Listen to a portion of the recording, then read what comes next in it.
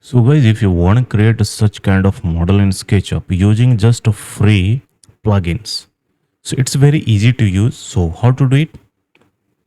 We will discuss in a details. So watch entire video. So guys, first we have to draw a rectangle. Okay. After drawing rectangle, you have to use JHSPOWERBAR plugin. So here we will use JHSPOWERBAR plugin that is free of cost. You don't have to pay for it. Okay. And inside this plugin there is a lots of tools. So we will use this option. Okay. Subdivision tool or a grid tool.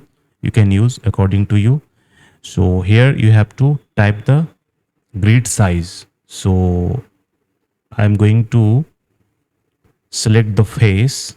Okay, you have to select the face. Okay, and then click over here and type cell size. So here I am typing cell size and then click OK. Now you have to select the entire surface, and then you have to go on a tool extension and then select lattice maker and edit the parameter according to your requirements. Okay, then width, depth, pane inset, lattice material. If you want glass panel, then you have to select pane material also. If you don't need a glass, you don't have to select pane material. Okay, so here I'm selecting white and then clicking OK button. Okay, so guys, your model are now in a grid.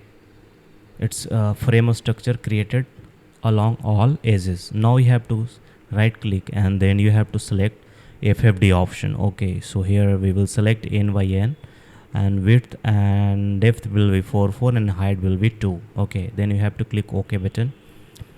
Within a second the parametric dots will be created. So just double click over the dots and select multiple dots by pressing Ctrl and move it in a upward direction to manipulate this model. Okay, so guys, now you can see that it's very easy to create such model using these nodes. So interesting thing that this is a free of cost.